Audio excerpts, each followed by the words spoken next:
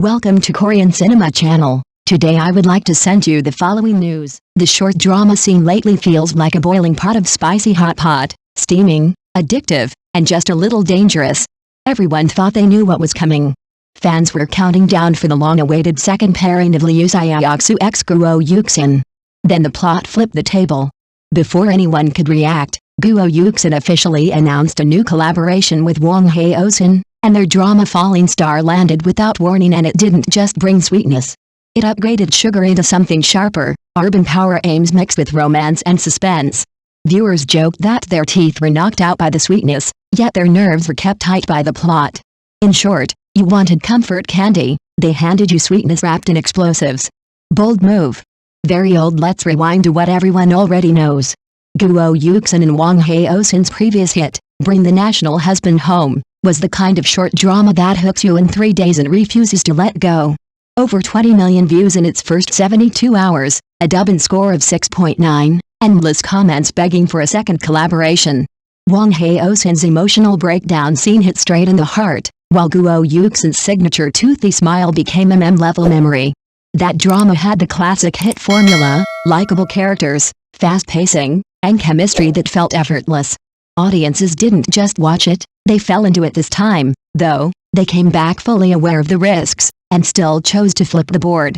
The female lead is no longer a soft, innocent reporter. Guo Yuxin now plays Liu Xiaoxu, a tough investigative journalist chasing the truth behind her mother's mysterious past. Wang Haozhen's role also evolves, from a straightforward CEO to Ji Yanzhao, a real estate tycoon whose polished surface hides layers of calculation and baragdult on paper. It's an urban business drama. Underneath, it's a deliberate attempt to push romance into deeper, messier territory. Imagine this: 2 people standing in a glass-walled office, trading icy dialogue like chess moves, every word carrying double meaning. Cut to the next scene, and they're crouched together in a half-abandoned building, dust on their clothes, piecing together clues under a flickering stairwell light. That emotional contrast, cold intellect versus raw closeness, pulls viewers straight into the cracks of the story. What makes Falling Star dangerous in the best way is that it refuses to spoon-feed comfort.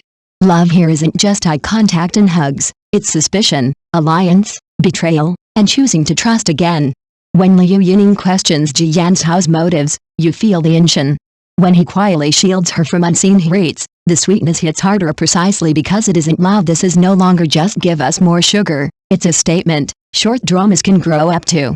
Guo Yuxin and Wang Haozhen aren't repeating a formula, they're testing how far audiences are willing to follow them. And judging by the exploding discussions and rising heat index, viewers aren't backing away. They're leaning in, eyes bright, ready for the next twist. Sweet? Yes. Safe? Not at all. And that's exactly why it works at the opening ceremony. That instantly recognizable look, a high ponytail, white down jacket, and black uncle-style overcoat, made even the producers laugh and say, this kind of chemistry is carved into their bones. One glance at the photos and fans already knew, this pairing didn't need arming up. It arrived fully witched on social media. The fandom reaction split cleanly into 2 camps. One side shrugged, smiled, and said, even if we got intercepted, it still smells good, confidently declaring, this lineup? I can totally ship it. The other side clutched their phones in frustration, chatting, Liu Xiaoxu, wake up already. Some even fired off angry bullet comments like, this is the entertainment industry, strike fast or get replaced. What looks like a simple second pairing battlefield on the surface actually exposes something far upper. This isn't just about who acts with whom. It's a tug-of-war between resources, timing, and market rhythm, a reality far colder than any CP fantasy from an industry perspective. Short drama production today runs on a brutal equation, speed plus buzz. In places like Hangzhou's Lin Film Base, projects launch quickly, shoot fast, and cash out even faster. That efficiency gives producers the courage to rotate CPs, remix genres, and test audience reactions almost in real time. The upside is obvious: viewers are constantly fed with fresh combinations and new stimulation. But the downside is just as clear: emotional IPs risk becoming fast food, and actors' character depth gets flattened under the pressure of output. Take Guo Yuxin as an example. Rapid role switching helps her expand her range and avoid being locked into a single mold. Yet without script strong enough to anchor those transformations, audiences may feel, it looks new while I'm watching, but I forget it a week later. That's exactly why leaping from pure sweet romance straight into urban business warfare and suspense is both a gamble and an opportunity. If it lands, it redefines her screen identity. If it fails, it risks becoming just another flashy detour. This leads to a more uncomfortable truth: actors and their teams can no longer afford short-term thinking. Switching CPs isn't wrong, but switching without strategy is. Long-term management is now the real battleground. 3 practical adjustments stand out. First, actors should build a clear role map before accepting projects, deciding which character types can be repeatedly refined into a personal brand, and which are experimental side paths. Second, production teams must front-load emotional expectations in their marketing, clearly signaling tone and direction, so fans don't feel blindsided by sudden shifts and turn that shock into conflict. Third, platforms and distributors should stop obsessing solely over day-one view counts. Metrics like word of mouth, comment depth, and sustained interaction deserve equal weight, allowing dramas to warm up slowly but last longer in the end. This so-called CP storm is less about heartbreak and more about evolution. The short drama market is growing up, and with it, the rules are changing. Chemistry still matters, but timing, planning, and patience now decide who truly stays in the game. Fan behavior is also worth serious reflection. Today's fandom culture moves like an instant messaging group inside a hyperactive marketplace. Information spreads in seconds, emotions ignite instantly, and once they spiral, they are hard to rein in. Supporting idols is beautiful in itself, but when all expectations are pinned onto a single-second collaboration, the ones who end up hurt are often the idols fans claim to protect. A wiser approach is to replace emotional demands with rational expectations, give actors room to explore new genres, and give stories time to accumulate word of mouth.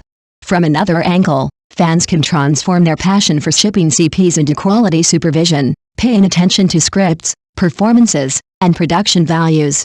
In doing so, they express love while also helping the industry move toward a healthier cycle at the production level. The game clearly needs an upgrade. Short drama should not be synonymous with low budgets or rushed endings. Commercial logic and artistic ambition are not mutually exclusive. They can, and should, run in parallel. Several practical strategies stand out. First, extend the script development phase, polishing character motivations and suspense threads until they are airtight. Second, fully exploit the advantage of short drama pacing by intensifying emotional climaxes at key moments, rather than letting plots dissolve into disposable fast food consumption. Third, adopt clue-based marketing, turning viewers into detectives who piece together hints while waiting for updates.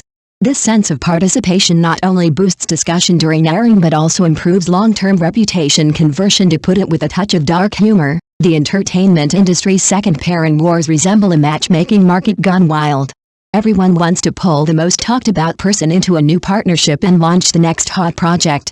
But too often, it's just new soup, same ingredients, different shrimp in the same pot. Guo Yuxin's shift in project choice this time is both a test of her acting trajectory and a response to market pressure that's forcing actors and production teams to make bolder decisions. Audiences are becoming pickier by the day. For short dramas to survive, they must learn not only how to deliver sweetness, but also how to plant narrative landmines, hooks that linger after the sugar rush fades. In an age where information is endlessly magnified, actors, producers, and fans each carry distinct responsibilities. Actors must sharpen their craft and manage their roles with long-term vision. Production teams need to transform fast-paced formats into high-density quality, not just rapid output.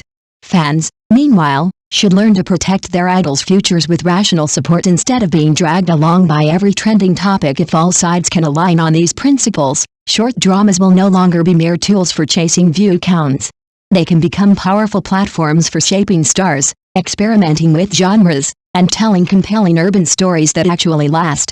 Thank you for watching my channel. See you in the next videos. Thanks.